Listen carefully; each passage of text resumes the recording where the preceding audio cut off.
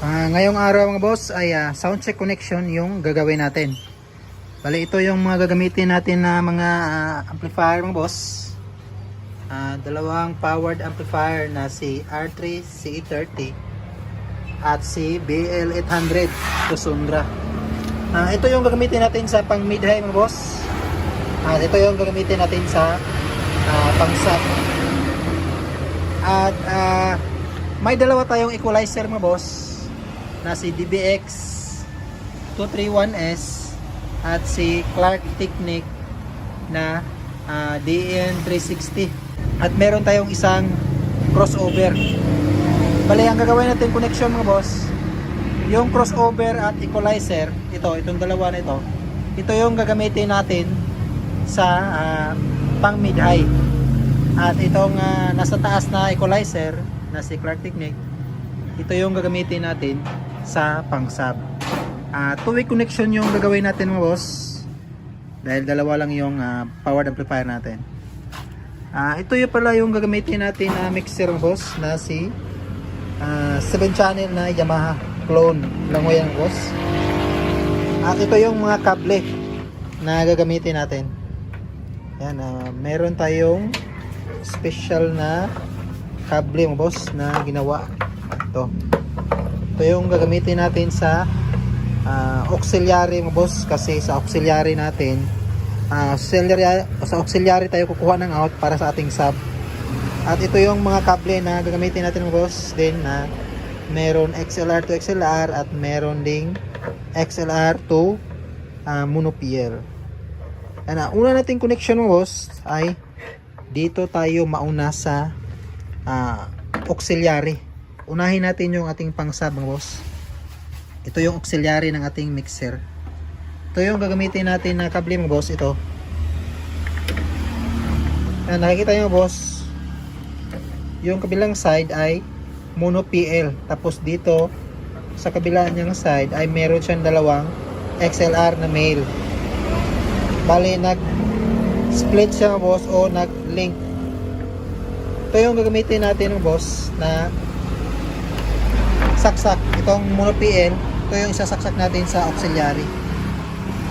Yan. Tapos itong kanyang kabilang side ito yung mag-i-input sa ating equalizer na si Clark Technic. Ito siyang boss na si Clark Technic. Mag-i-input siya dito boss mula sa output ng ating equalizer. Yan. I-input siya dyan channel A, and then mag-link siya sa channel B. Yan mga boss, yan yung connection natin mga boss. At yung output naman ng ating equalizer mga boss, itong channel A at channel B, ito yung gagamitin natin na kable. Yan. XLR to XLR. Ito.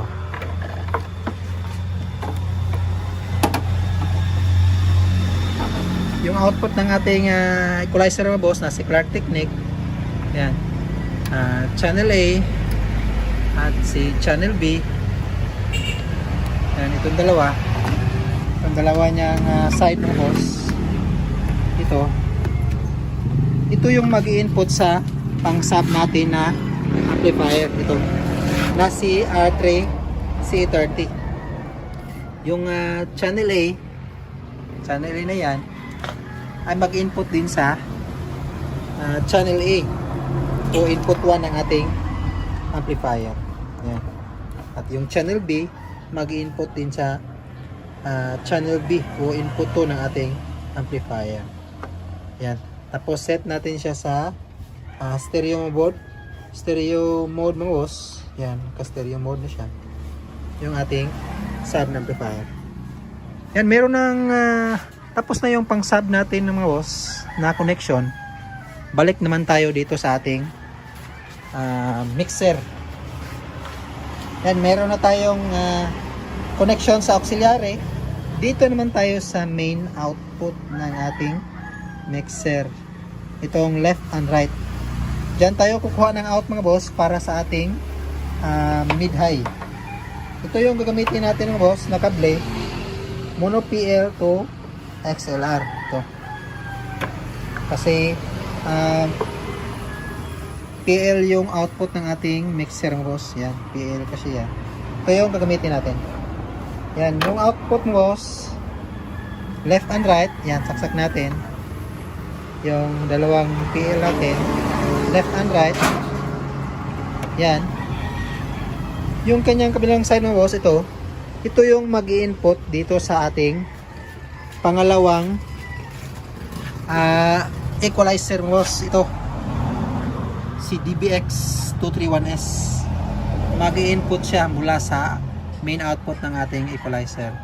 Yan, galing sa left channel ng ating mixer, mag-input sa channel 1, at galing sa right channel ng ating mixer, galing sa kanyang output ay mag-input sa channel 2. Yan, meron tayong input sa ating equalizer mga boss dito sa ating DBX, yung output naman niya.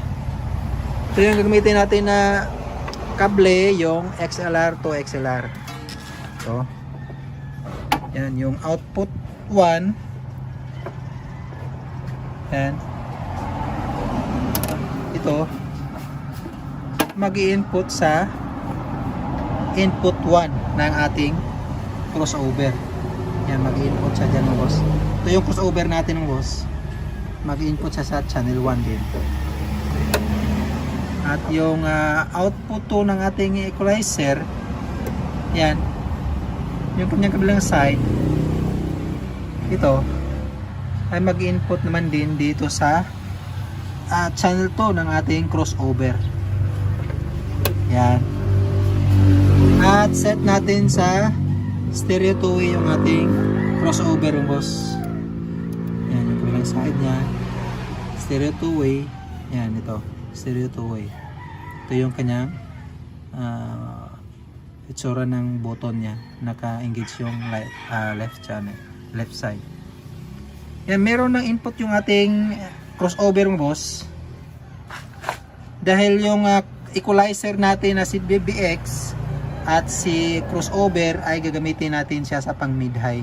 Bali, ang gagawin natin mga boss ay yung output ng ating crossover na channel 1 and channel 2, yung gagamitin lang natin dito ay yung high output ng channel 1 at high output ng channel 2. Kasi two-way setup tayo. Bali yung high output na yan ay magkasama na yung mid at high dyan. Kasi full range yung ating mid high. May dividing network na siya sa loob ng speaker box. Yung mid at low sa channel 1 at channel 2 ay di na natin gagamitin yan. Ito yung connection natin mga boss. Yung channel 1 ng crossover natin sa high, yan, ay mag-input naman dito sa ating channel 1 ng ating mid high na amplifier. Ito si BL800. Yan. At yung channel 2 ng ating crossover, high output pa din. Yan, connect natin dyan. Yung kanyang kabilang side naman na XLR, ito ay mag-input naman sa channel 2 ng ating mid high na amplifier. Ito mag-input naman siya sa channel 2 sa mid high na amplifier natin. Yan. At select natin yung ating mode mga boss sa stereo. Yan, stereo mode. Yan lang yung connection natin sa ating crossover mga boss. Yung high output lang ang merong connection. Dahil two-way setup yung ginawa natin. Yan yun lang kadali mga boss yung ating ginawang connection. Test natin mga boss yung ating ginawang connection. Yun balik tayo dito sa harap ng ating mixer mga boss. Yan. On natin yung ating mixer. Dapat unang naka-on yung mixer natin bago yung mga amplifier. Cellphone yung gagamitin natin na audio source mga boss. Dito natin siya i-input o i-line in sa channel 6 and 7. ng ating mixer. Ito yung gamitin natin na kable mga boss, 3.5mm to RCE. Yan na, ginamitan ko ng mono PL to RCE mga boss, dalawa. Kasi channel 6 and 7 yan. Dito, ito yung fader niya o volume. Yan, muna natin, saksak muna natin yung kable. At dito sa ating cellphone.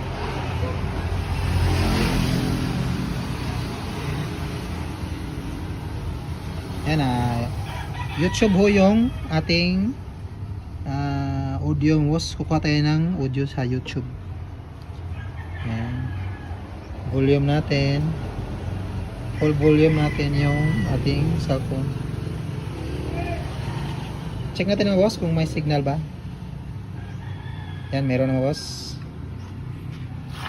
Una nating isa sound check mga boss ay yung ating mid-high.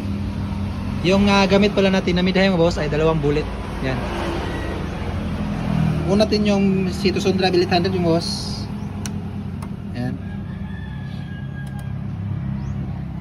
Yan try natin yung channel 1 mga boss.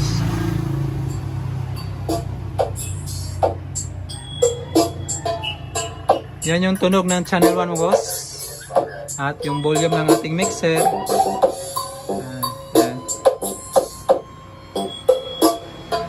Yan yung unang bullet. Yan yung channel 2 naman mga boss.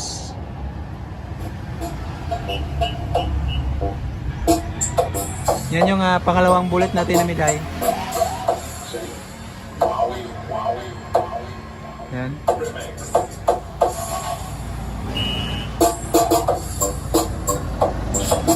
Yan pa. Yung channel 1 mo boss ito. Dito siya sa ating crossover channel 1 din. Yan, ito yung volume ng ating channel 1 na mid-high. Yung frequency na nilagay natin, yung gumagana lang dito na frequency mga boss ay yung low mid lang. Kasi yung mid-high ay wala na yan function kasi naka 2-way setup tayo. Yung low mid natin ay nilagay natin sa 350 Hz. Yan. Try naman natin yung channel 2 mga boss na mid-high.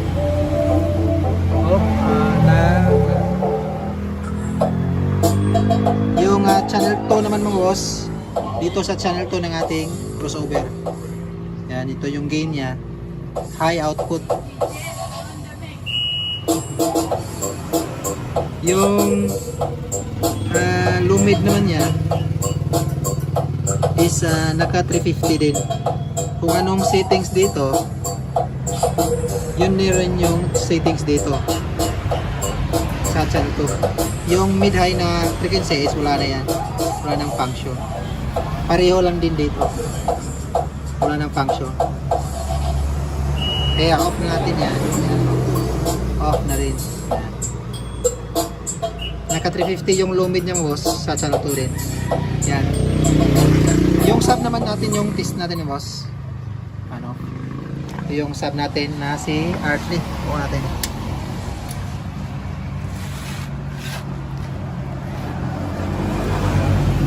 Yan boss.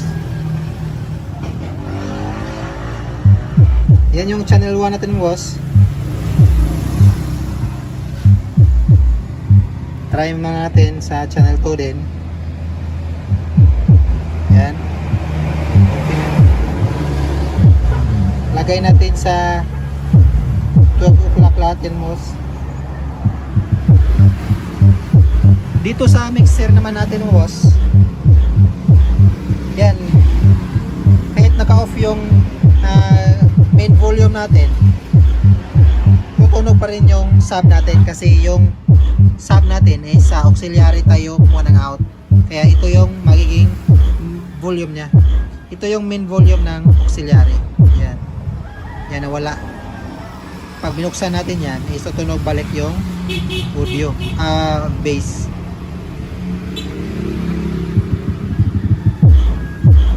At ito naman yung individual na auxiliary auxiliary bawat channel mga boss. Yan. Ito, kulay puti. Yan siya. Dapat nakabukas din yan. Kasi sa auxiliary tayo kumuha ng out para sa base natin.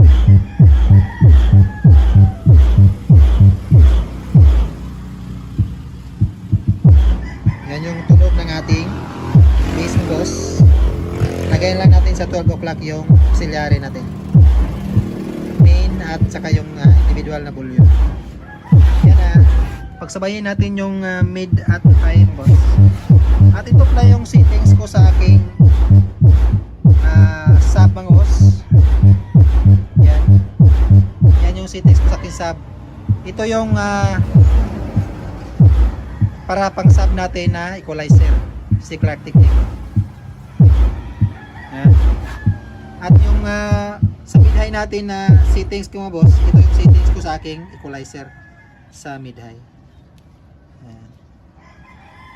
Ito yung setting ko sa mid high natin. Yan, pagsabayin natin yung mid at high boss sa at saka bass. Yan. Lagay natin sa at dito sa main volume, ito yung mid high natin.